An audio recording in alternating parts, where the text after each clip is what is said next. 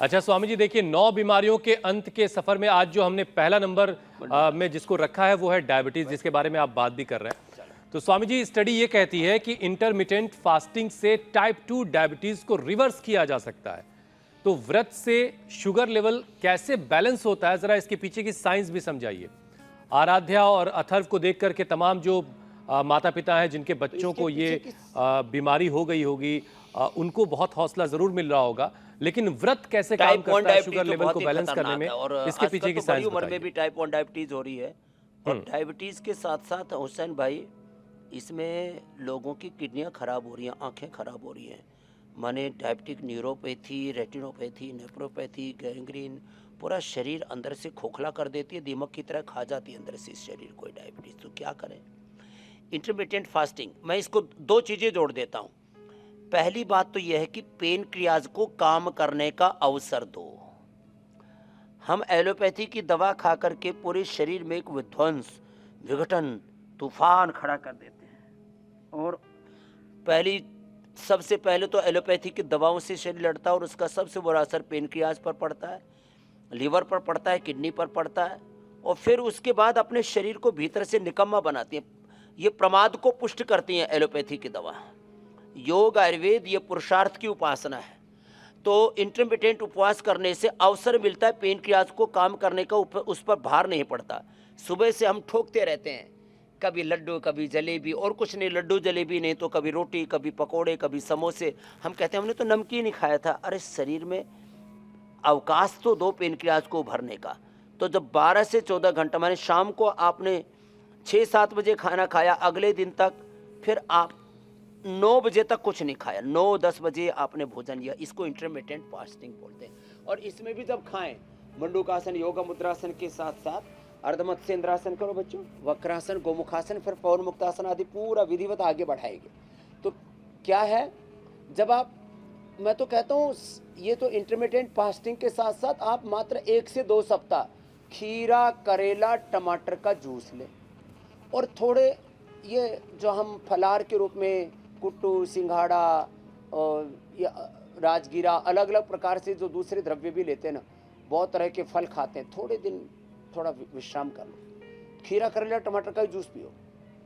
और ये कड़वा नहीं लगता है। खास बात ये है, 1 करेला, 2 छोटे छोटे खीरे और 2 टमाटर डाल दो तो पता ही नहीं लगता उसमें कड़वाहट। पता नहीं कैसे अंदर खींच लेते हैं, सोख लेते हैं खीरा और करेला, जो टमाटर, करेले की कड़वाहट को खींच लेते हैं, सोख लेते हैं। यही दें खाली पेट। मैंने कहा था इम्यूनोग्रिट और मधुनाशिनी, खाने के बाद मधुघृटी औषधियाँ मैंने इसीलिए यहाँ पर ये रखी हुई है। ये जो है ये कोई प्रदर्शन नहीं है, ये बहुत ज़बरदस्त औषधि है। खाली पेट मधुनाशिनी और इम्यूनोग्रिट, और खाने के बाद जो है ये मधुग्रीट, ये ले लिया। वक्रासन जो कर सके, अर्धमत्स्येंद्रासन और गोमुखासन, ये करते करते बता रहा हूँ, यही दे देते हम। और 1 सप्ताह 2 सप्ताह मैक्सिमम 50 से 100-150 यूनिट तक इंसुलिन खत्म हो जाती है।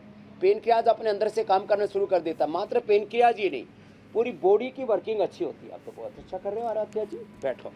अथर्व जी ऐसे बैठो आप, तो देखो ये। तो इंटरमिटेंट फास्टिंग से शरीर की अंदरूनी शक्ति उद्बुद्ध, जागृत होती है।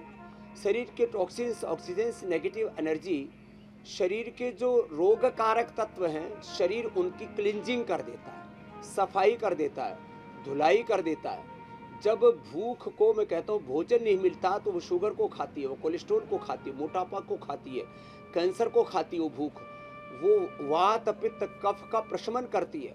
तो व्याधि नाशाय लंघनम, ये और उपवास, उपासना पूर्वक जो भी योग किया जाता है ना, तो शरीर के साथ साथ हमारी इंद्रियां, हमारा चित्त, हमारी आत्मा भी शुद्ध हो जाती है। ये है बड़ी बात। ये तो व्रत के पीछे की साइंस, पूरा तत्व है उपवास और उपासना का। तो नवरात्र में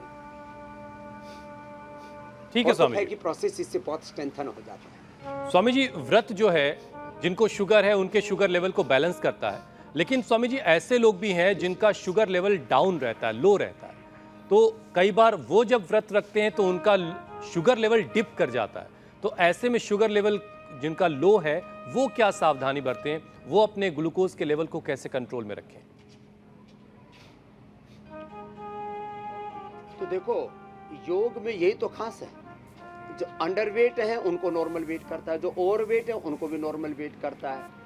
आपको जैसे निर्भर तत्व बहुत भाग गया है योग का, ऐसे ही समत्वम योग भाग गया हमारी मीनाक्षी जी को और हमारे अमित भाई को। योग बैलेंस करता है, न लो शुगर न हाई शुगर, न लो बीपी न हाई बीपी, न ओवरवेट न अंडरवेट। योग करने वाला रहेगा एकदम परफेक्ट। समत्वम योग उच्यते, समता में लाके ठहरा देता हमको योग। और ये सच बात है। चलो उधर पैर करो, इधर सिर करो, और पवन मुक्तासन। तो जो योग करेंगे वो ओवरवेट भी नहीं होंगे और अंडरवेट भी नहीं होंगे, बीपी ज्यादा भी नहीं होगा कम भी नहीं होगा, शुगर ज्यादा भी नहीं होगा कम भी होगा नहीं होगा।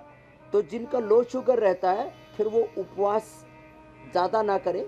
हाँ, शुगर को तो ठीक करना है, बहुत डाउन मार जाता है कई बार टाइप 1 डायबिटीज वालों का भी, तो भी उनको खीरा करेला टमाटर पिला देते ना, शुगर डाउन नहीं जाता। जितनी जरूरत है उतनी रिक्वायर्ड होता है ना, उतना बॉडी अपने आप उसको बैलेंस कर लेती है। तो जिनको कभी हो भी जाए डाउन, तो देखो ये पवन मुक्तासन और ये उत्तान पादासन, ये जिससे जितने बन पाए आज पूरा पैकेज बताया हमने, योगिक जोगिंग सूर्य नमस्कार से लेकर के, और ये 10 से 12 आसनों का पूरा पैकेज अभी इसको आगे बढ़ा रहे हैं। कभी डाउन शुगर चला जाए तो खजूर हमने यहाँ पर रखा हुआ है, खजूर, मुनक्का, अंजीर ये लिया करें। टॉफी और चॉकलेट ये जेब में, कुछ तो चीनी डाल के घूमते रहते मूर्ख। और कभी अचानक डाउन चली जाए तो चीनी का घोल ना पिलाएं, शहद को पिलाएं, ये ध्यान रखें। तो ये पवन मुक्तासन, उत्थान पादासन, तो ये मैंने दोनों तरह के बात बता दी है। योग से सब कुछ बैलेंस होगा, कभी भी कोई उथल पुथल नहीं होगी, बल्कि दुनिया की जो उथल पुथल जारी है ना, उस उथल पुथल के बीच में योग करेंगे, आंधी तूफानों संघर्षों चुनौतियों संकटों के बीच में, तो सारे विकट संकट भी कट जाएंगे। तो ये, और फिर देखो अच्छा स्वामी जी देखिए, सर्वांगासन हलासन भी होगा, इससे पूरा पेन क्रियाज एक्टिवेट हो जाता है।